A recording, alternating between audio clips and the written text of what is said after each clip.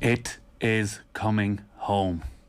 Sunday night, 8 o'clock, England, Italy, 1966 and all that. It's going to be a long few weeks ahead, I think it's fair to say. Let's hear the commentary from Sam Matterface on ITV from last night's game.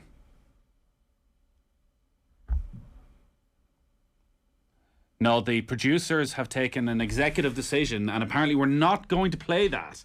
Listen, I'm all for playing it. I'm all for getting on board with this bandwagon right now. David Meyler is with us. How are you keeping, David? Nathan, I'm good, thanks, Paul. How are you? How's all in England? It's bonkers. As you said at the top of the show there, it's coming home. They fully believed it from, beating the Czech Republic. Looking at that side of the draw there, everyone had their eyes on who they could play in the final. And then, look, they're in the final now. They beat Germany, dispatched the Ukraine and beat Denmark. They're there. Everybody's just so excited. I'm almost jealous. I've been talking if you look at Ireland in the, remember the Euros in 16, obviously when we beat Italy and the impact it has on the country, and you kind of see all these people who aren't really into football come out of the woodworks and they're buying England kits, they're supporting England. Kind of jealous that we're not experiencing something similar. I keep reminding myself that it's okay for England to respond like this. It's okay for them to celebrate like this, because I remember what I was like that night in Lille when Robbie Brady scored that goal and how we just totally lost the run of ourselves. I remember we were on air for about an hour afterwards and there was no Irish player had ever done anything wrong. Nobody had ever misplaced a pass in history, and we just went with it. And that is what they're doing. Everything is perfect right now. And that's the scary part is, you've got to give Gareth Southgate some credit. Every decision he's made, he's got right. From the opening game, there was uproar over Sterling starting. He played Tyrone Mings and John Stones. He played Trippier left back. And then obviously he's slowly progressed, even against Germany, switching formations. He's just got every call spot on. Even the smallest thing of last night, bringing Grealish on, who there has been outrage and outpour for him to start every game, and then he takes him off. I heard it was a knock, but then it turns out that he brought him back off for a tactical, situation. But it pains me to say it, but there's something special going on with that group. I think we can hear the commentary, can we, from Sam Matterface last night as England made it through to the final. You might not have been on a journey like this for a little while, so I will quickly remind you of the safety protocols. It is best to keep your seatbelt fastened at all times, and if you have a tray or a table, I would use it. Spillages have been known. But if England get to their desired destination, it will be worth a tummy flip or two. Good luck. Save, back in! Yes! Yes! Yes!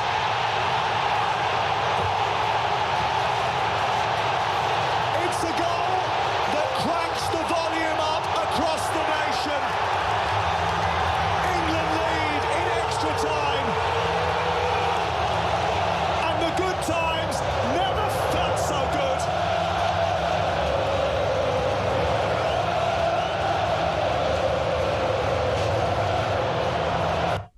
That was Sam Matterface on ITV's coverage last night as England progressed to the final.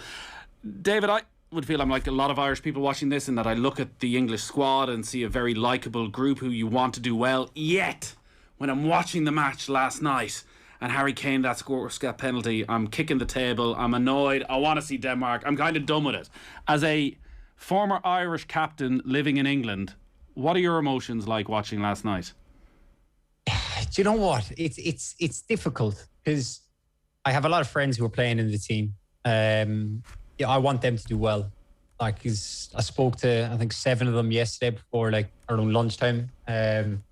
Just chit-chat and wish them well. Gareth Southgate's a very likeable character. I like the way he conducts himself, the way he carries himself, the way he speaks. I look at the group of players. Who's the biggest personality in that, or the biggest player? You'd probably say Harry Kane or Raheem Sterling. To a certain extent, Phil Foden.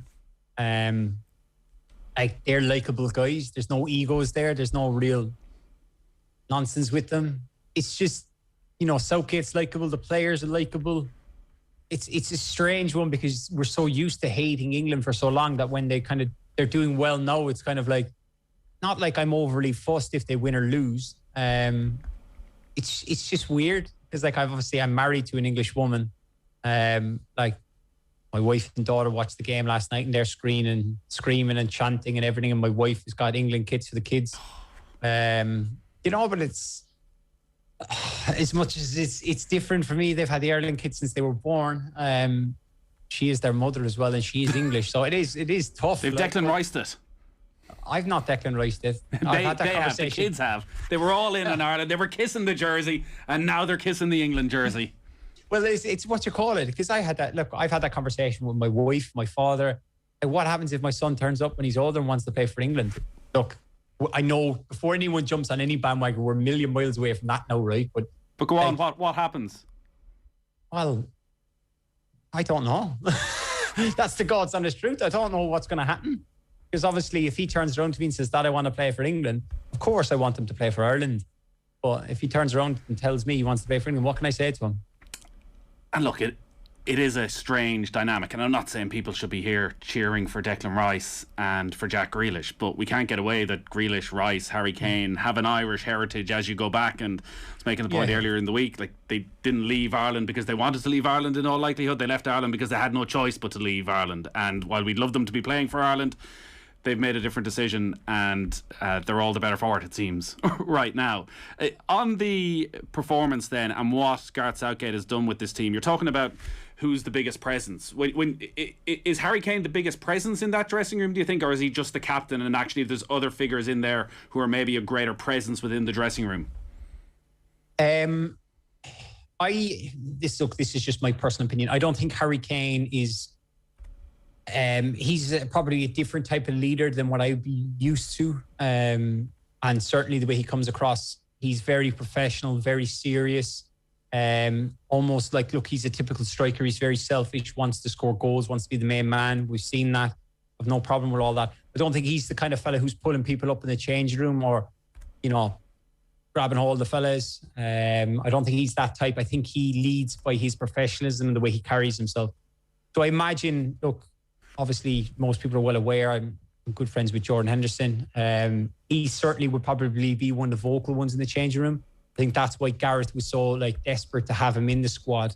When there was obviously because if you strip it back and Jordan hadn't played in 3.5 months and then to be named in a 26-man squad, you're kind of thinking well, is he going to feature? It's going to take him a lot of time to get up to speed with everything. But I think with Gareth, he sees kind of the bigger picture of I need that type of character around the changing room for those younger players.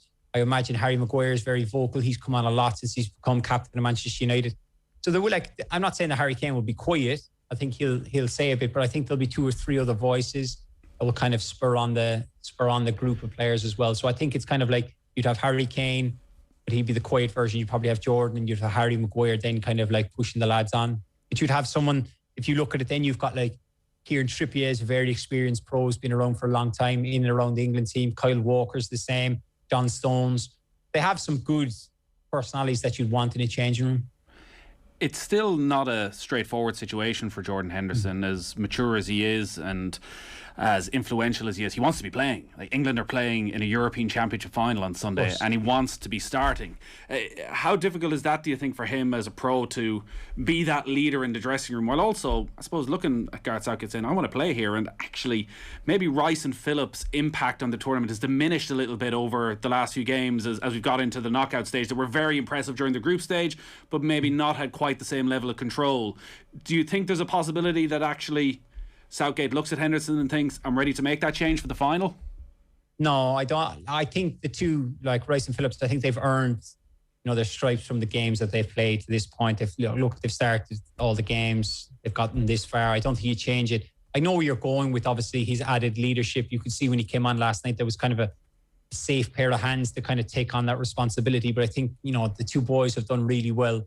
I'm more talking actually just from performance levels, because you compare the two midfields, and if it's Barella, Jorginho and Verratti going up against the two of them, it feels that is Declan Rice playing within himself a little bit? Is he doing the job that that Gareth Southgate wants? Because we saw him progress at West Ham in the last couple of years, and it seemed as though he could do it all. He could turn, whereas now he seems to be just playing it so safe. Well, maybe they're, the instructions he's been given by Gareth. Like Declan is obviously a holding midfielder. It's not. His job is more about stopping the attacks. That's why you kind of play two holding midfielders to allow the fullbacks to get forward and join in. I think last night was a prime example for the opening 15, 20 minutes. Like, England looked very nervous. Obviously, they'll have that experience with 2018 being in a World Cup semi-final. But I think you could kind of tell in the opening, like, as you said there, Rice and Phillips were giving them all away. You look at Pickford's kicking, which is, one of the strongest assets he has. Like, he was trying to clip balls into midfield or into, like, the wide areas, whatever, and they were getting cut out. And there was just a lot of nerves, and I think the emotion kind of played into that. Obviously, look, for the majority of them, that started, it's the biggest game of their careers, albeit the lads who probably played the Champions League final, which would be probably classed as bigger because it's the semi-final. I think that factored into a lot of it. But then at the same time, hopefully they can use that experience going into the final, and then they can, say, okay, well, I've done this 5 days ago or 4 days ago. I'm kind of prepared and I'm ready for it, and I know what to expect. Because going from the Ukraine game in Rome, where, look, there was always going to be England fans there, but to come back to Wembley for the semi-finals, 65,000, they've seen the outpour of love from, across the country, across the world for them, the English people everywhere. So I think there was a big factor of emotion and everything. And I think that last night will help them going into the, the final Sunday. Harry Maguire started the tournament injured, but has come in and has been excellent so far for England. When you think back to your days with Hull, did you always see this in Harry Maguire? Did you always see this level of ability, that he could be an England centre-half on the verge of winning a major tournament? If I'm to be completely honest, no. It was only when he went to Leicester. I remember I had a conversation with somebody. If you remember, I can't remember the exact dates now, what games it was, but Gareth was in charge, and he'd come out and he kind of said, we want to play out from the back, and he dropped Chris Smalling. And I remember turning to who I was with and said, Harry Maguire will start in the World Cup because he's so comfortable on the ball and so good at coming out. You've seen it from, the Czech Republic game where he played that pass to Harry Kane where he stepped out. Like, that's one of his biggest assets. Now, of course, you kind of feel sorry for Tyrone Mings because he did well in the opening game against Croatia, albeit the Scotland performance wasn't brilliant, but, he didn't do anything particularly wrong because they didn't concede. But then again, Harry is a level above him. That's why he's at Manchester United. That's why he's captain. So kind of knew that it was only a matter of time before Gareth brought him in. And look, the partnership he's built up with John Stones has been phenomenal. So, like, to answer your original question, no, at Hull I didn't expect him to go on to be this. Certainly when he went to Leicester, you could see massive signs in his development. I imagine if you were to sit down with him for an hour and have a chat, he probably plays a lot of work that Brendan Rodgers did with them. Right. He was obviously probably 21, 22 when you were together at Hull. Was he a natural leader in that dressing room? No. Harry was relatively quiet. But then again, it's tough because, he come from League One, from Sheffield United. He signs with Hull. You come into a change room where there's lads who are, full established internationals, been part of a successful Hull team. You're kind of, the young boy. It's a bit like Andy Robertson. I did a piece there recently when I was asked about Andy Robertson, and I said Andy was quiet as well. Took him about 3 months to speak to us, and then all of a sudden we thought, who's this cheeky little Scottish fella? But they kind of matured as time went on. Like, we're also going back, like, what is it, 6 years ago from when they signed. So, like, the amount of games they played, the amount of big games that is, like, whether it be the World Cup, Andy with, winning the Premier League, winning the Champions League, those experiences will help them develop. I don't think anyone could have hung their hat on them, back in 2015 when they were playing for Hull, to think that they were gone to this level. I knew Andy had a couple of levels in him. I knew Harry had a couple of levels, but I didn't expect them to get, like, if you want to call a spade, like, Harry is one of the best centre-halves in the world. Andy Robertson is one of the best left-backs in the world. Maguire looks more comfortable at England than he does even at Manchester United. Maybe it's the system that they play in. Maybe they're more comfortable with Rice and Phillips, and there's no great expectation for them to do anything except protect the defence. As you look towards what Italy will bring, how do they get at the two England centre-halves, considering teams have really struggled to get at England at all during this tournament? Well, that's the big thing is you've spoken there, is how do they break down kind of midfield partnership of Rice and Phillips? I think that's the key thing. Like, Immobile has been very hot and cold. He's shown glimpses in games. Like, of course, then you've got Insigne, who's renowned for his pace, his low agility, but then he's up against Kyle Walker. And like time after time, you see Kyle making these darting 40, 50-yard sprints to, get back into position to retrieve the ball. It's going to be very difficult. I imagine they'll have to have a game plan like of Mount trying to limit Jorginho getting on the ball, and Verratti, he's going to probably have to do both of them, because Jorginho would probably be more the one that will stay. But I think the game will be won or lost in midfield. I think whichever three can get on top of the other ones, should really dictate the tempo of the game. It's going to be tough for England because, Jorginho's in fantastic form. Barella, as we know, got an incredible goal against Belgium. And then, of course, Marco Verratti's been doing it for years. So it's going to be very difficult. We shouldn't just brush over the fact, of course, they got there by cheating, David. They got there by cheating. Did Raheem Sterling dive? I don't think he dived. What did he do? I'm not going to say he fell to dived. the floor easily. No, I'm not going to say he dived. I think there is minimal contact. I don't think it's a penalty though. It's just, we've had such a great tournament, and like nearly all the VAR has been done. It's been looked after. It's been quick. There's been no faffing with lines drawing. Everything has been really professional. And that was the kind of first incident, the whole tournament. It was just a shame that the game was decided on that moment alone. Like, of course, England were, the dominant team. They looked like they were going to, if either one of the teams was going to score a winning goal, it was going to be England. I don't think it's a penalty, but I do think there is minimal contact. He is knocked off, but the referee's given it, so there's no point talking about it, really, is there? Are players told to go down in that scenario? As you say, yeah. there is, and I know a lot of people said there was no contact whatsoever. I saw Kevin Doyle making the point that there is very minimal contact, and when you're running at the speed and the way that Raheem Sterling does, minimal contact's often enough. And we see situations where actually people get clipped and they don't go down, they don't get the penalty. Like Raheem Sterling, there does seem to be a bit of a pattern here that when there's a touch, he's going down. But is he actually doing the right thing? He is doing the right thing, yeah. He's giving the referee a decision to make. Look, you're a Liverpool supporter, I am too. There are probably some Liverpool supporters. Sadio Mane is the prime example. He tries to stay up on his feet as much as he can. And as much as we applaud him, say, look, he's not going to ground, as opposed to, say, someone like Salah who will throw himself to the ground.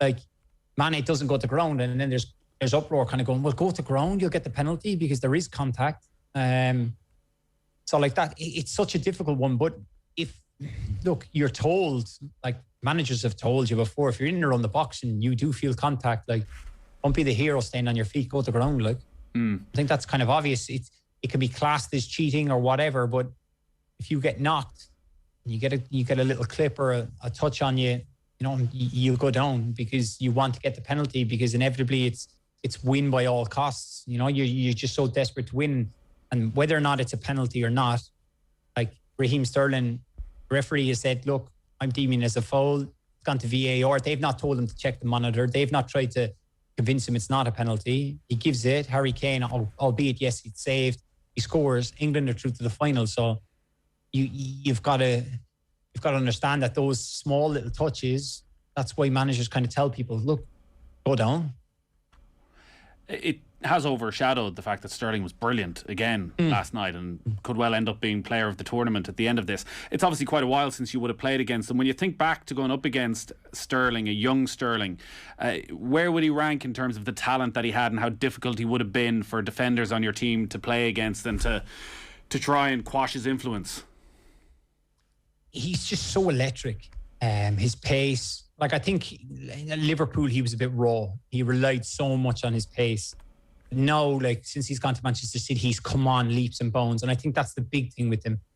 Like he's so clever at his movements, going like, the prime example of the chance he had, like that ball down the side to Saka who pulls across. Yes, he should score. That's probably his own downfall, is probably his ability to strike a ball. He should be scoring more goals. But you just can't leave him get a run on you.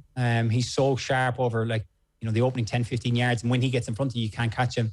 That they've got to limit the space in behind. That's why Gareth went with him, because Harry Kane is phenomenal at dropping, getting the ball on the half turn and playing it forward. Prime example is the goal. Comes in, plays Saka down the side. He whips it in, albeit it's an own goal, but Sterling's there to tap it in. They've just got to, like Italy are going to have to limit that space in behind him, and they're going to have to be tight and kind of, rough him up a bit. Raheem won't like that. You mentioned Jack Grealish and the substitution. Firstly, the decision then that Gareth Southgate faces for the final, and whether there's an opportunity for Grealish to start, whether it's Saka, or whether he actually decides against the Italians, I'm going to go with 3 at the back and maybe bring Trippier back into the side and play Kyle Walker as a back 3. Do you think he's found his system and he's happy to go with that and believes in that? Or do you think actually he might be thinking, Italians, totally different match, I'm going to go back to what served me so well earlier in the tournament? I think he's nailed on to play the same, the 4-2-3-1. I think Saka stays in the team. I think he just brings great energy. I don't think Grealish will play. I don't think he'll start. I think he'll come on and feature at some point, depending on how the game obviously goes. But why would you change it? Like, he only changed for the Germany game to match them up. I felt last night he could have, because obviously Denmark play, the wing backs, and they play the 3 centre halves. So I thought last night he could potentially go back because it worked so well at Germany. But it's very good management from him, because he has a system in place where he can just swap and change between formations, and he's got so many different players. You'd have probably covered at some stage the uproar over how many right backs, but then like the only one that hasn't probably featured is Ben Chilwell. Like, out of the fullbacks, I know I said right backs, but out of the fullbacks, they've all kind of got moments on the pitch, and they've all played. So like, he's done a masterstroke, and I think that team last night has got him to the final, and I think he'll stick with them, provided nobody has knocks or picks up a slight injury in training over the next couple of days. I can't see him changing too much. Yeah, Grealish coming off again. Like, there were times with the ball at his feet, with the trickery, that he asked a lot of questions. He also seemed to give the ball away quite a bit. And it was interesting with the Danish substitutions as well. It seemed to completely stop their flow, even though they were tiring. Yeah. And you looked at Damsgaard and Dahlberg and thought maybe they were running out of legs. But the substitutes brought no momentum at all. Like, Poulsen was atrocious. Like, kept giving away free kicks, couldn't keep a hold of the ball, didn't add. In a game of that magnitude, are substitutions actually a risk, where there's so much intensity, so much pace, that do you think it takes longer for the substitutes to come on and be able to make an impact? Oh, 100%. Like, substitutes are massive, because you're brought on to obviously make an impact, as you said. You come on to change the game, whether that be you're chasing a lead or you're trying to defend a lead, whatever it may be. Like, Denmark made 3 substitutions at one time, and it just completely knocked the flow of them. They couldn't get into rhythm. And the hardest thing is, when you come on the game, it takes you a couple of minutes to get going. Don't care who, like I look back at my own experience. If you remember when we beat Austria 1-0, I came on after about 20 minutes for Glenn Whelan because he pulled his hamstring. But like, it took me about 10 minutes to get going. Like, and then, that it's so difficult. And then a game of that magnitude in the, European Championship semi-final, like, everybody was kind of calling for Southgate to make substitutes. You could see it all over social media, bring on Foden, bring on Grealish, bring on X, Y, and Z, whatever. The thing is, the players who are playing are in a rhythm in the game. They're up to speed with it. It's very difficult for a substitute to come in. And you could see that with the Danish players. Like, they come on and like they made them worse. Døjberg and Hamskar were doing reasonably well. Obviously, like, they were tiring. High expectation, big game, big moments, but it just completely knocked the flow. And then Thomas Delaney, when he went off, it just knocked them even more in the middle. They had no legs. They had no energy. They had no desire to press players, get after them. They just kind of fell apart. And then England looked like they were only going one way then. But that's the difficult thing of managing, or being a manager, is you have to make those big decisions at key moments. And look, if the Denmark manager makes those substitutes, say they were to play the game again tomorrow, and he makes those 3 and they come on and they change the game for Denmark and they go on and they win, then it's genius. But then obviously knocks their flow, they end up losing. So it's, if you win, you're right, and if you lose, you're wrong. But it definitely upset the balance of them. All our football coverage and Off the Ball is with thanks to Paddy Power Save Our Game. They're donating €10,000 to Irish football for every goal England score at the Euros. And after yesterday's semi-final, Southgate's men have already hit the 100,000 guarantee, and still an opportunity for them to surpass it in the final. It's all with thanks to Paddy Power. For information on responsible gambling, visit gamblingcare.ie. Just on Gareth Southgate then, and like the job that he has done. you go through this England squad, and it always, it seemed, there's a lot of good lads in there. Like you mentioned, Henderson and Maguire, Kane, even for his brilliance, outwardly doesn't seem to be a massive ego. You see what Raheem Sterling and Marcus Rashford have done away from the football pitch. There's something within that squad already. How much of that ego that I'm talking about is down to Southgate? How much of it is just that he's got quite fortunate to have all these players at the one time? It's probably a bit of both. I don't think Gareth would allow any egos. Even, you know, the way he speaks and the way he carries himself, like I said earlier, like there's no real nonsense with them. The players then, like you said, it's just massive. You go back to the inverted commas golden generation where you have Beckham, Gerrard, Lampard, Rooney, like Ferdinand, Terry, Ashley Cole. They're huge characters, like, and like they were challenging year in, year out for Premier League titles against one of their Champions Leagues, where there had to be some hatred creep in. Like, you know, Rio Ferdinand spoke about it recently, saying that he didn't want to give Frank Lampard an edge, that when Lampard would go back to Chelsea, that he would have learned something off Rio Ferdinand. Like, how debilitating is that for any squad? Yeah, exactly. And that was England's biggest downfall. It's just those players were all kind of club first, country second, and then they couldn't, you know, put it to one side when they came.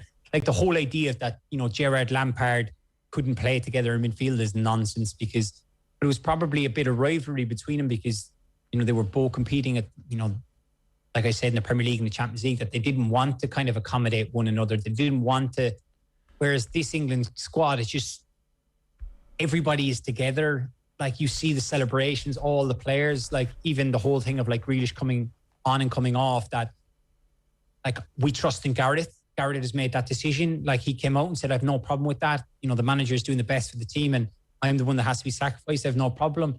Like for any footballer who's brought on and brought off, it's seen, that's demoralising. Like, but there's a bigger picture with Gareth. And that's the scary thing, is because obviously he had his time with the 21s. He took over the senior team and he sees the bigger picture. Like I imagine he's heavily involved with the underages, like watching the development of players. Like he's on top of everything, and just, I'm jealous. And that's why, like, I've been on this show before talking about Stephen, like his predecessors, Martin, Giovanni, Mick, were all kind of brought in to get results. Whereas I think with Stephen, there's a bigger picture in place. You know, I think he sees the development. He's had his time with the 21s. And I think like that's why we have to be patient with Ireland, that it's going to take time, because a lot of these players now we have are very young. They're all like 21, 22, that will see the rewards in maybe 2 years when they've, you know, more established, they mature, get more games under their belts. And that's what, going back to England, I think that's what Gareth has done. He's kind of brought in that. Well, it feels like it's flipped completely from that golden generation era where going in with England, the pressure was so intense. Whereas now, maybe because the club managers are with, you know, when you're with Jurgen Klopp and the intensity that we hear he brings to training every day, what Pep Guardiola demands from his Manchester City players, that actually for Raheem Sterling going in with England, there's a sort of calmness of Gareth Southgate, that this is a safe place for them actually, where you can express yourself that little bit more, that maybe tactically, because it's international football, it's never going to be quite as in-depth and as deep as you're going to get with Guardiola, that it gives them a little bit of freedom and a bit more space. No, definitely. And the big thing as well is, Nathan, it's only a small detail, but it's stuff you start to pick up on. You look Sky Sports, like the coverage of England is like everywhere. Like you cannot get away from, there's some player doing an interview somewhere. But the big thing I've took from all is they all reference him as Gareth. They call him Gareth, which is like, you know, it's not boss or it's not gaffer or it's, you know, it's Gareth. So there's that kind of human interaction on, like, as you said there, when Sterling comes in, he probably feels like Gareth has my back. Gareth trusts me. Gareth knows what I'm bringing to the table. That there's this great camaraderie and a bond between them. Like, I said it earlier, I'll say it again, but I'm jealous of it. You know what I mean? It's almost, it's nice to see. Do you know what I mean? That they're just a group of 26 players with the manager and coaching staff. They're all pulling in the right direction. There's no nonsense. There's no crap. David, your wife and kids have brainwashed you. No, they haven't. They've not brainwashed me. But no, but you have to be objective to it, you know? It's not like the golden generation where I grew up, like supporting Liverpool, where you hated Manchester United or whatever, and you didn't want to see those players doing well. Like anyone who listens to this, watches this, you can go through and find me a player that you don't like and tell me why you don't like them. It's not like the other, you know, like we talked about those boys, the Rooneys, the Gerrards, the Lampards, the Gary Nevilles, the Carragers, the Terrys, the Rios, Ashley Cole. There's enough reasons to dislike them, but this group, there's something different. And you know what I mean? Fair play to them. When in your life cycle at a club do you decide what you're going to call the manager? Is it already assumed when the manager comes in you're going to call him gaffer or manager, or do you need special permission to call him by his first name? How does all that work? I don't know. Right, some like Steve Bruce was always gaffer. I always called Martin O'Neill boss. I had heard in the past that Martin didn't like gaffer. You know what I mean? Because it's kind of seen as a foreman on the construction site or something. But I don't know. So did you ever call him Martin? No, I still call him boss now. I still speak to him every now and then. I'll ring him and we'll have a catch up or whatever, and we'll have a chat. I still call him boss. So was there any manager you call by their first name? I don't think so, no. Right. So it is actually quite unusual that the players will call him Garth. Yeah, that's what I mean. That's why I brought the point up. Yeah. I'm just thinking Marco Silva was boss, Linus Schlutsky was gaffer, Brucey was gaffer. Mick Phelan was a difficult one because Mick was obviously assistant and everyone knew him as Mick or Mike. I call him Mick, probably more of an Irish term. But when he took over manager, like somebody like joked, like, do we call you gaffer now? And he started laughing. Like, you know, so that was kind of when someone transitions from an assistant to a manager is very difficult. Like going back, Roy Keane was gaffer. I actually just remember that one of my first days. I went, "Hi, Roy." And he went, "It's gaffer." Wow. And did you not say, is there not some sort of cork understanding here that I'll get special treatment, I can just call you Roy? No, in Cork we are a little boy. There might be a bit more, like, but you know, but that was the thing. I suppose Roy is probably one of, like, Steve Bruce I still call gaffer to this day. I suppose it's just more or less a respect thing, I think. Right. We've got James Richardson of Football Italia fame and Football Weekly and all that coming up in a moment, so we're going to talk a lot about Italy with him. Just on Italy then, and the challenge that England are going to face. You mentioned their midfield and how the midfield battle is crucial. So Rice, Phillips, Mount up against Barella, Jorginho, Verratti. That seems like there's only one winner.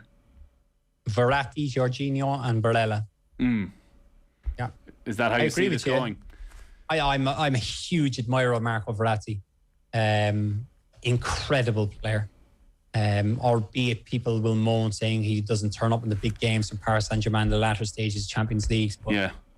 It's easy to say that sitting at home on the sofa. Well, I heard you talking about him on OTB AM the last day. What about Jorginho then? Because obviously came in for huge money at Chelsea, and maybe part of the way we look at him is influenced by N'Golo Kante was moved out of his natural role and impacted by the arrival of Jorginho, and he's seen as one of these traditional holding players, 100 passes a game, 100% pass completion rate, never takes much of a risk. Is there more to him than that? Have we seen more to him than that in this tournament?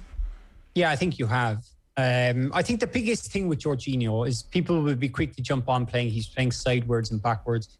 Jorginho is a master at controlling the tempo of a game. Like the prime example would be Busquets, who's done it for the best part of like 12 years. He controls the tempo of a game. Now, Busquets is obviously a better version of doing it, but Jorginho is very clever. He can slow a pace down, that if they're under pressure, he can get hold of the ball. That's why he'll find it difficult against someone like Mason Mount, who's young, energetic, and will press him all day long, which I imagine will be Southgate's plan. They'll have to get after him, because if he's given the run of the game and he's allowed just get on the ball and knock it around willy-nilly, then he'll cut them apart. The biggest thing is he's passing it 5 yards to a left to get it back, to almost upset the balance and rhythm of a team's formation or their shape. That's why he does it. It's not a case of he won't play forward. He's very good at like doing that. And obviously Verratti does something similar, but he has the unique trait of being able to drive forward with the ball and carry it, almost commit a man to like pull one of the midfielders out of position to then pop a ball forward through. That's why I said with that game will be won or lost to midfield. England have to get after them. They have to run all over Jorginho and not leave him have the run of the green.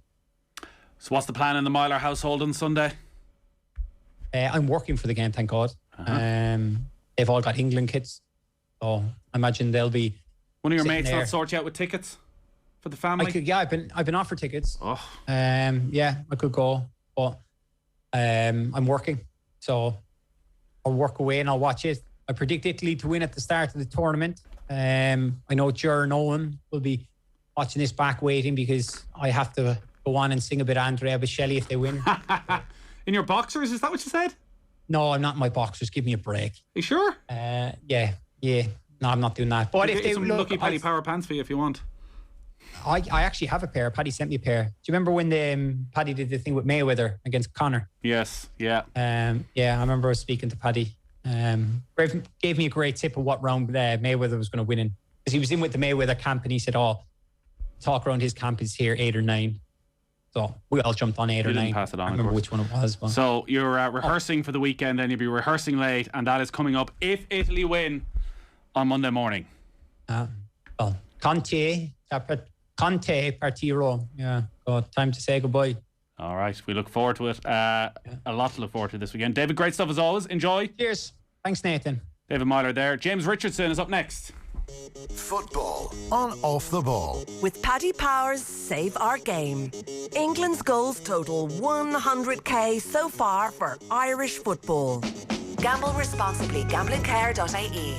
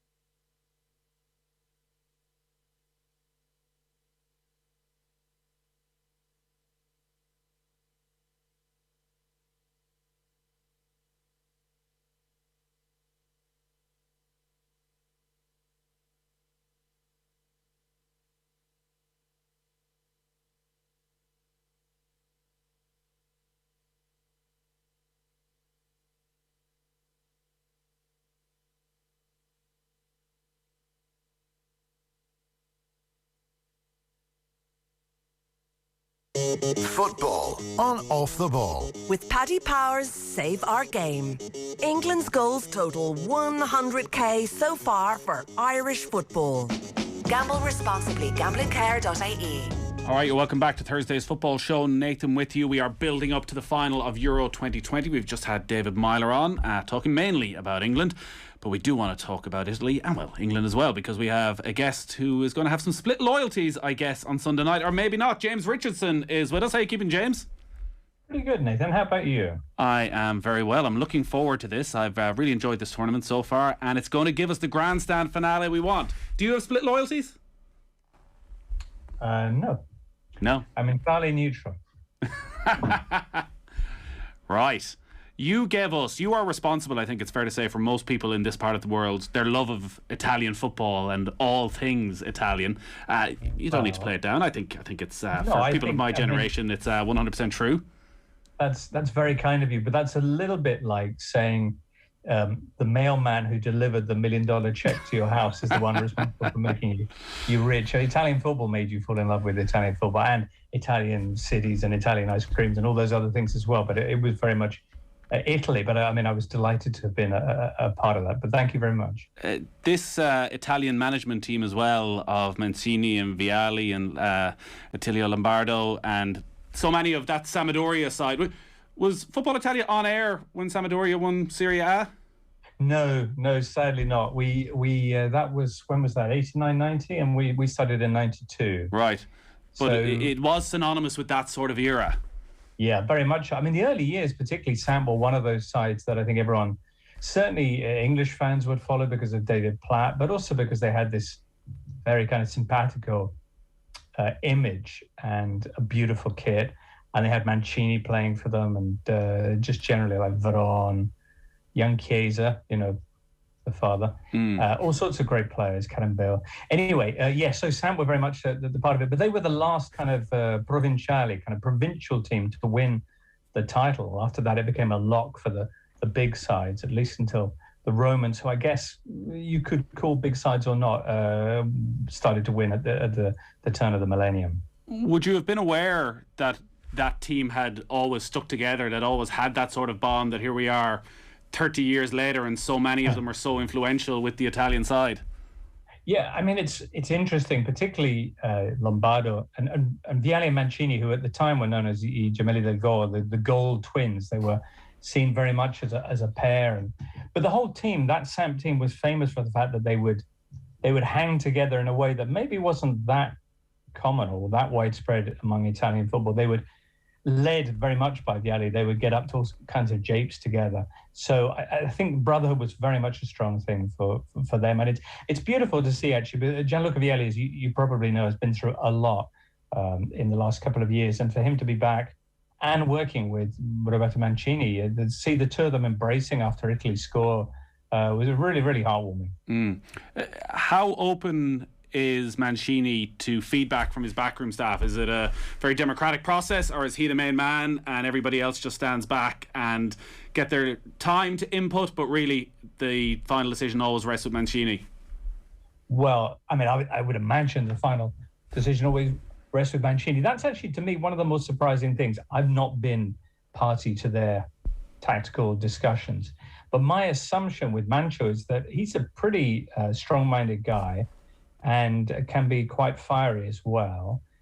And I would have assumed that he would have been maybe not the most open to discourse, but by all accounts, what has happened with Italy hasn't just been the fruit of his own personality, his own vision, but it's very much a process that the Italian Federation have put in place, and the collaboration, to use a kind of Italian equivalent word, but I mean, the tactical influence of the junior Italian sides has had a huge bearing on what he's been doing. So in that sense, he has got with their program as opposed to them falling in line with him.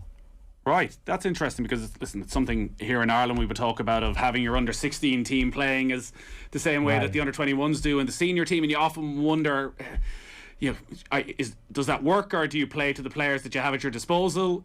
So this, for Italy, is a cycle that has been coming through in a style of play that when they're with the national side, most of these players are well used to playing with from underage level.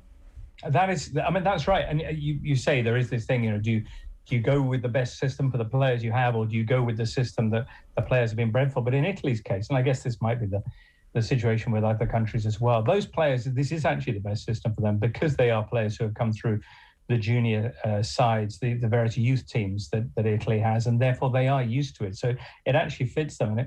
And if you've been watching Italy for a while, you'll be aware that Italy coming off one of the most disastrous experiences ever under Gianpiero Ventura when they managed to miss out on even going to the last World Cup. So how Mancini has been able to work this change has been one of the big mysteries. But the fact is that it is actually something that's been ready to come through, and it's now because that generation is coming through and is available that he's been able to, with obviously his own direction, been able to reap the fruits of everybody's labours. There's a humbleness in that as well, because we expect in the modern era the manager to come in and have such strong opinions of how he wants to play the game, to actually come in and look at an underage system and look at the players and think, they know how to play this way, and I am going to sacrifice maybe some of what I believe in for the betterment of these players to get the best out of them. Was he always like that? Has he changed his ways? Was the Roberto Mancini of Manchester City willing to change like that? Well, okay, so I'm not the expert on him at Man City. I just remember him kind of training around bus-stops and telling everyone to get screwed just before they won the title. I have tremendous respect for Roberto Mancini. He was probably my favourite player of the era that I was in Italy. As a player, though, he had a very short fuse, and he was known as well as being very single-minded, pretty fixed in his ideas. There was a lot of talk that when, for example, Sampdoria did win the title in 1990, that it was actually Mancini who was the manager, that the guy who was nominally the allenatore, Vujtin Boskov, was essentially this kind of feel-good, cuddly Yugoslav uncle to the team, but it was Mancini who pretty much called the shots. And then he ran that team. He was Sampdoria for so many years that the feeling was he ran that team. What we're seeing with Italy, I think it's a nice thing that it dovetails very much with how he likes to play, with his vision as one of the most the Italians would call it estroso, one of the most kind of creative, one of the flair players of his generation, a fantastic number 10, that it dovetails with the way that Italy are playing. But possibly the Italian Federation, and a rare example of joined up thinking, actually selected Mancini because he fits with their program rather than it being a total coincidence. But however it came about, I think it's worked out fabulously well. Having said all of that, I fully expect England to beat Italy on Sunday night. Right, straight out there. Why do you fully expect them to win?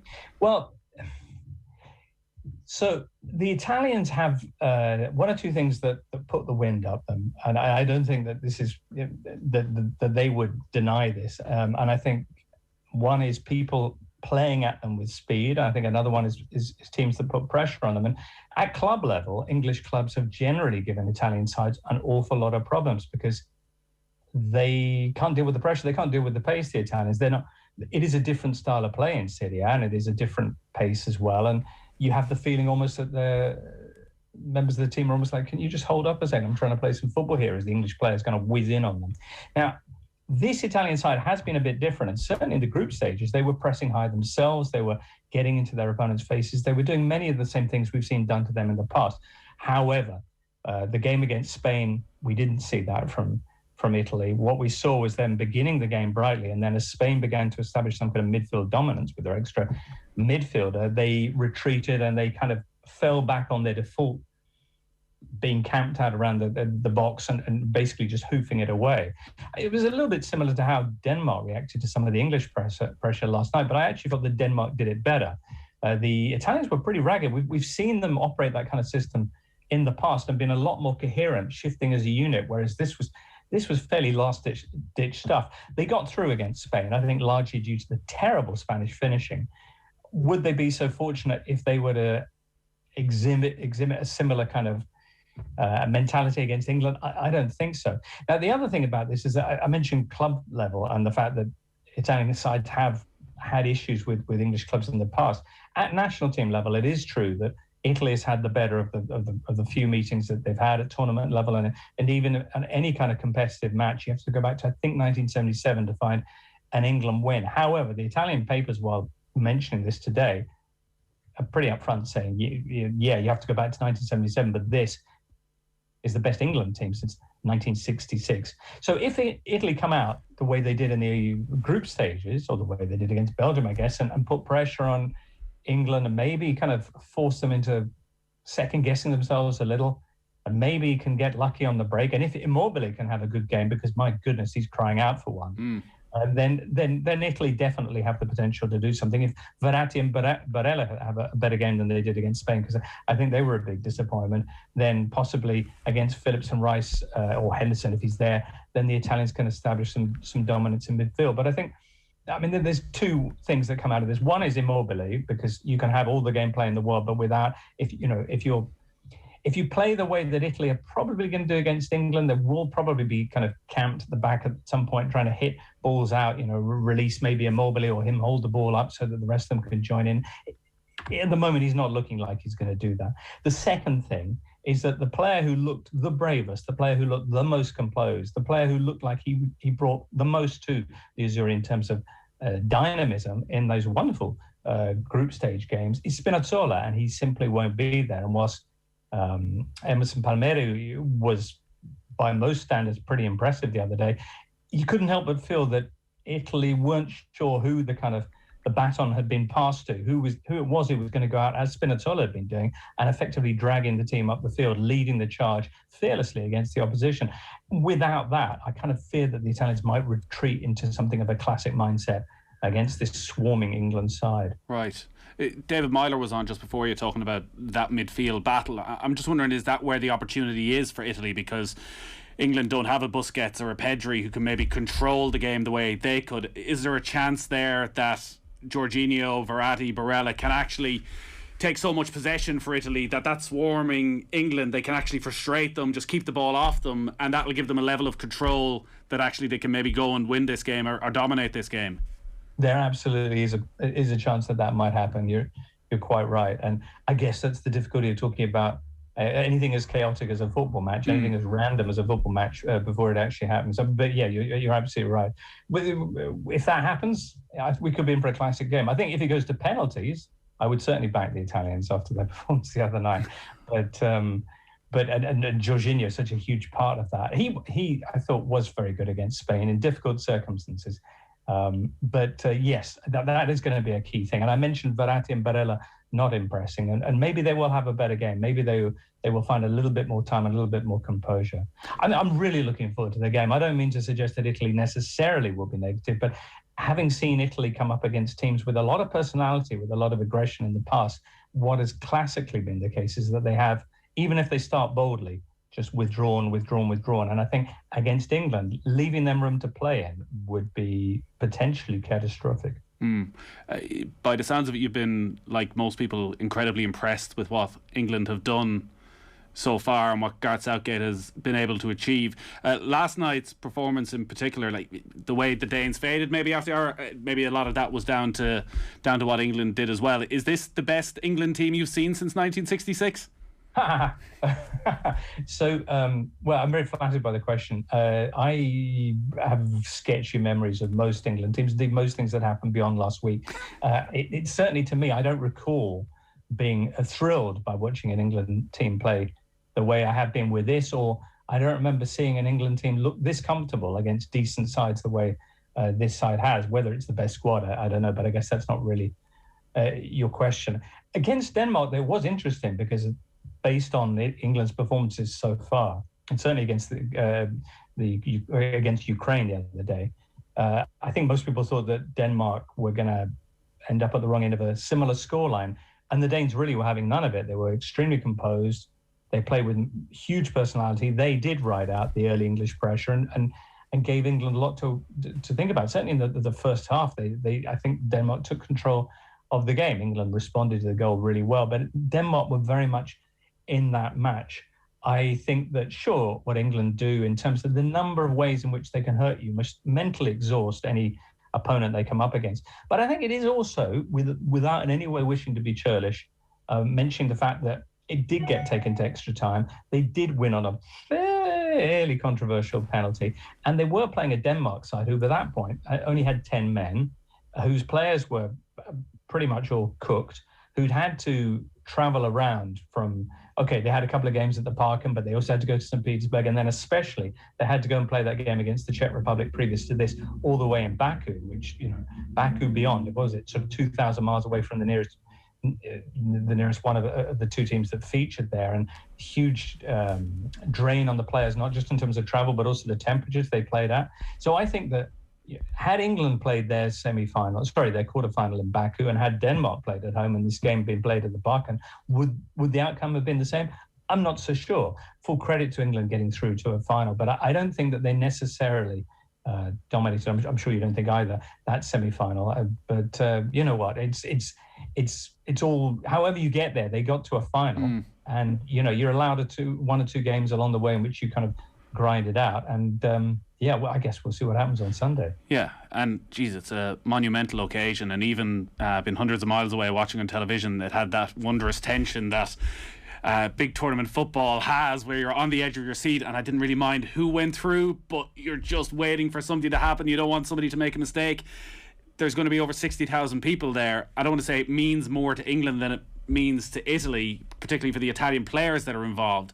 No, but it's a really interesting point there. And actually, the Gazzetta points sort of makes reference to this morning, that there's going to be this massive support for England, but that could be a double-edged sword, to use that phrase, because it does mean so much to England. Italy have been to finals. They have been world champions, in 2006. They have been to a Euro final against Spain in, when was that, 2012.